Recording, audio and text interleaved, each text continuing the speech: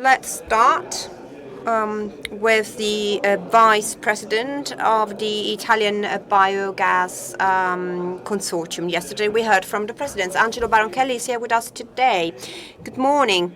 Good morning, you all, and welcome to the second day of works of our annual conference, Biogas Italy. Well, I would like to follow along the lines of what we heard yesterday. Yesterday it was a very positive day,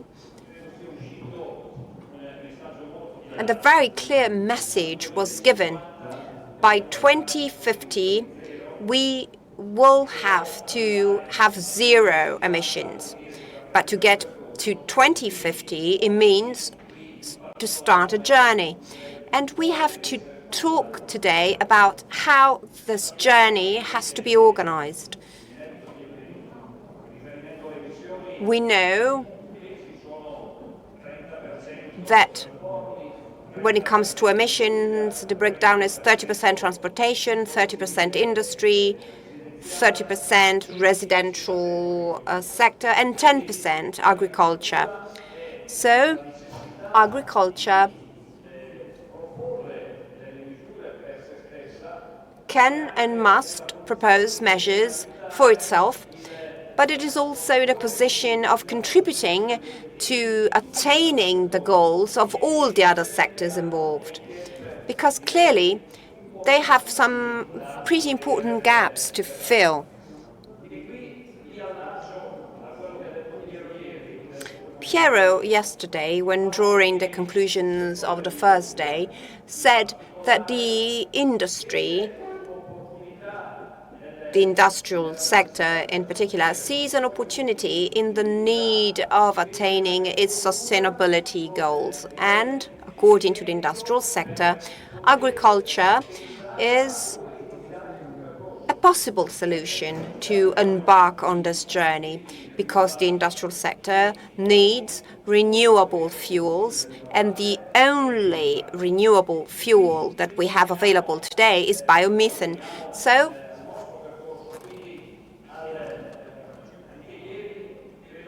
it's precisely here that we can play a role.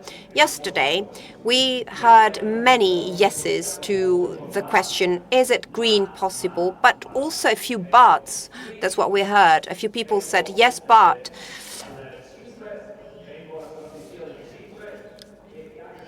Let me talk about the strategy proposed by the Italian Biogas Consortium first, the CIB.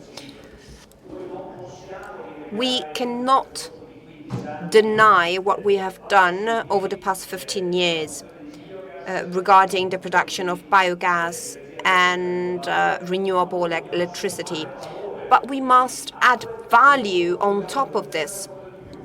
We must add something more to that path, and the world of agriculture is ready to do that. But of course, we can't believe or think that all farms are in a position of being transformed into biomethane producers. Many farms will keep producing electricity, generating electricity for a number of reasons. First of all, size, but also infrastructure. It depends on the distance from the grid. Ettore Prandini said it yesterday. It is not going to be cost effective for the system to produce biomethane if the distance from the grid is too great. So when we think about the 10 billion production of biomethane, which is our goal, there's room for development. Great development in biomethane, and there's also great room for development when it comes to electricity generation. Of course, it will have to be different. No longer a base load generation as it was structured over the past few years, but we can be a great generator of programmable electricity. We will see over the next few days or months what are the values that we have reached in terms of electricity generation, even above TO, not in all hours, of course. But when photovoltaic production is decreasing, probably programmable production is necessary. To go back to the strategy adopted by the consortium I represent, I think the infrastructure we have, the connection to the grid, the generators, well, this is a resource for our country, and this is something that we cannot lose or miss. But let's go back to biomethane and the 10 billion cubic meters we are planning on producing. The whole country has set this goal, not farming alone, of course. Well, in this sense, I believe that the big cohesion of the world of agriculture that appeared very clearly yesterday around the reference point we all have, that is our consortium, is something practical, something tangible. We are CIB, for policymakers, for the governments, for ministries, can be the counterpart to develop measures that can actually guarantee the efficiency of what we are doing. I believe that what we are missing now is time. There's no time left to think about someone else doing this in our stead. This opportunity offered by biogas and biomethane has to be taken, and it has to be taken now. Farming and agriculture in general has an asset available, which has to be made available to the whole country to attain sustainability goals. But as I said earlier, it can also be a big driver for transformation in terms of sustainability for the whole country. So we are available. We are here, but I think that the ministry as well and the relevant ministries should rely on us. We are here, we are available, but the ministries should trust us, should listen to what we have to say. Otherwise, we would risk passing another measure that is not going to generate the expected results. Well, these are very simple questions, albeit complex underneath. We need to have a 15-year duration of incentives. We need to have a tariff that is suitable to sustain the fact that we have a fuel available and a fuel that is needed for our plants. So this tariff has to take into account that these plants are not fueled with products that, of course, are given by someone else. We have to grow crops to have this fuel.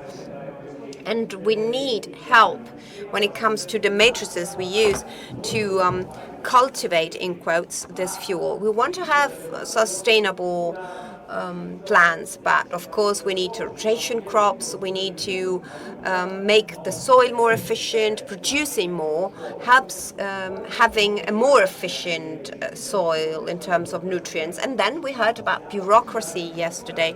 We can't think about building plans and then maybe taking ages to get a piece of paper, maybe longer than the time we needed to build a plant in the first place.